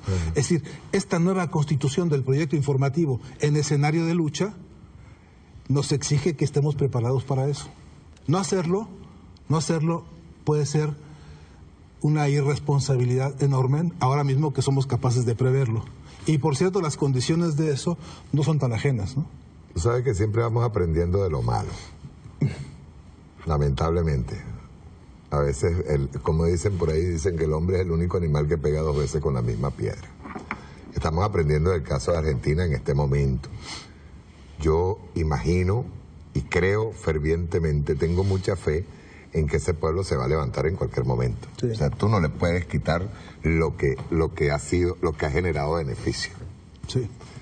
Empezando por ahí. Segundo, en el caso de Brasil, igualmente, yo entiendo que en cualquier momento, ¿verdad?, ese pueblo se va a levantar. Se va a levantar y va a decir no, ¿verdad? Pero tenemos un problema. Y con esto vamos a ir finalizando, pero quiero trabajarlo porque es un problema que tenemos aquí, en Venezuela. Nuestra juventud, muchos de ellos tenían 4, 10, 7, 8, 10 años en el año 2002. Y si tenían 7, 8, 10 años en el 2002 pasó como una especie de cosa que pasó por allí, pero no entiendo. Pero hay algo peor todavía. Tampoco vivieron la Cuarta República. Entendieron, o sea, muchos de nuestros jóvenes en este momento, Fernando, consideran que las misiones, Misión Sucre, Misión Riva, las pensiones, todo es un derecho adquirido. Pero existe un riesgo, ¿verdad? O sea, como decía el comandante Che Guevara, decía, cuando lo extraordinario se hace cotidiano, es porque estamos en revolución. ¿Cómo hacer, Fernando, para que la gente entienda que los logros que se tienen ahorita, sobre todo la juventud, entienda que los logros que se tienen ahorita costaron y que pueden perderse en un momento como el que le pasó a Argentina con Macri o a Dilma en el caso de Brasil con Temer? Sí. Una pregunta fácil, ¿eh? Ajá. Se te ocurren preguntas fáciles, por cierto. Pero a mí lo que se me ocurre decirte ahora es, por ejemplo, en esta disputa, Mario, hay un campo que en particular me preocupa mucho. Y es que lo peor no es eso que acabas de decir, con todo lo grave que es. Lo peor es que después sea tu enemigo el que cuente la historia. Ajá. Lo peor es que la va a contar, la sí, historia la cuentan los vencedores. Así es. Ajá. Si el enemigo viene y empieza a contarle a esa juventud su versión de quién fue Chávez, Ajá. ya te puedes esperar otro episodio de todas las distorsiones. Ajá. Y si no hemos sido capaces de contar nosotros esa historia, vamos a tener que pagar amargamente que para el resto de la historia nos hayan mentido y nos hayan traicionado lo que se construyó desde otro lado. Fíjate, incluso para hacer un breve comentario, nosotros perdemos la Reforma por precisamente la grandísima campaña en donde te decían que hasta un puesto de empanada le iban a quitar el puestico a la señora, pues su propiedad privada, su puestico de venta de empanadas, o en el caso de aquella famosa propaganda de la carnicería. ¿Sí? Eso sucedió con la Reforma y estando el comandante Chávez al frente de esa campaña. Nos sucedió en las pasadas elecciones parlamentarias con lo de las colas. Es que nosotros no hemos podido explicar en profundidad qué es la guerra económica y por qué se está dando y cuáles son sus consecuencias. Que está claro que hemos dejado que la historia la escriban ellos. Exacto. Y que no hemos sabido desarrollar en cantidad y en calidad el discurso y la contraofensiva comunicacional que sea capaz de disputar con ellos ese campo simbólico. No puede haber cosa peor para una lucha social que alguien que es su enemigo te usurpe, te secuestre la historia y venga y la cuente justamente para traicionarla. No podemos aceptar ni permitir que la biografía de las luchas de Venezuela, que las razones de las luchas, que la historia de sus luchas y la historia de todas sus conquistas termine siendo un anecdotario en las manos de ellos por haber dejado nosotros el campo libre a esta disputa, a esta guerra comunicacional que se verifica palmo a palmo, minuto a minuto, idea por idea, emoción por emoción. Nosotros seríamos sobradamente tontos, sobradamente irresponsables si dejamos que te digan ¿qué se siente hoy cantar el himno de Venezuela? Que la gente ni se lo sabía hasta que llegó un hombre como Hugo Chávez y lo convirtió en episodio de dignidad. Si dejamos que eso lo cuenten ellos... ¿Qué se siente que tengamos la Constitución más leída del mundo? ¿Qué se siente? ¿Y qué se siente que este país debería merecerse el Premio Nobel de la Paz solo por la idea del proyecto de vivienda? Solo por, el Premio Nobel, perdóname por lo desprestigiado que está, pero esa distinción mundial de reconocimiento, habría que ponerse de pie cada vez que pasa un venezolano que ha sido solidario y constructor de un proyecto como el de la vivienda, como el de la salud, como el de la educación, un proyecto dignificante como el que representa la atención a los niños, como lo que representa esos hospitales que he visto allá en Barlovento construirse para niños con problemas de discapacidades distintas, esa dignificación que Venezuela le ha regalado al mundo. ¿Cómo contamos eso, Mario? Una última idea, para decirte algo que me tiene bien preocupado y que no podemos dejar que la cuenten ellos, ¿no? ¿Cómo hacemos para que el mundo sepa que toda Venezuela se sienta orgullosa, feliz, digna, dignificada por el regalo de paz que le ha dado al continente. Si no hubiera metido la mano el presidente Chávez y el presidente Maduro y Venezuela toda para frenar la locura de Uribe, que pretende en esa frontera, que es nuestra frontera, entrañable frontera continental, si esa situación, con el heroico ejército bolivariano que ha puesto ahí alma, corazón y vida, inteligencia, emocionalidad e historia bolivariana, si esos hombres de carne y hueso, con los recursos que se han invertido, no hubieran hecho lo que han hecho por la paz, el continente sería un incendio y un desastre. Hay que agradecerle a este momento histórico. No permitamos que Uribe cuente esa historia. Tenemos que hacerlo nosotros y tenemos que ganarle todos los campos simbólicos, porque si no, nos vamos a ver un día encerrados, enmudecidos y además calumniados por la historia que cuentan ellos. ¿Te vas a Argentina y regresas cuándo? Tenemos que hacer otra entrevista. Muy pronto, espero, porque no se van a liberar de mí tan fácilmente. No, y ahora que me abriste la curiosidad con lo del informe McBride. Bueno, vas a ver, en la próxima vez que venga te voy a traer adelantos del informe para que veas ese mapa que hoy es lo que es una amenaza seria contra la humanidad. No, me encantaría, y sobre todo si lo están ampliando, quisiera ver los resultados. Bueno. Eso estaría muy bueno. Muchas gracias a Fernando Buenavat. Trato hecho. Por este programa. Gracias. Chao. El 27 de febrero del 92, el 4 de abril, el 13 guerrero. Somos para el capitalismo, las lacras, los marginales. Somos los que decidimos el gobierno que nos cuadre. Nosotros somos los pobres, todos nosotros con Chávez.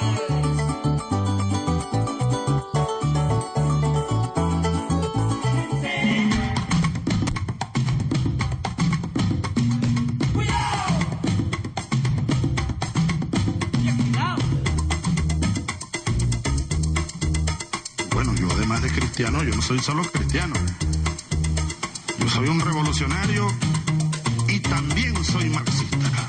Asumo el marxismo. Evolución es sentido del momento histórico. Es cambiar todo lo que debe ser cambiable. Es igualdad y libertad plena. No se trata de solo de hablarlo y proclamarlo, hay que construir el socialismo, nuestro socialismo en el siglo XXI, en Venezuela, en el marco de América Latina y en el marco de los acontecimientos mundiales.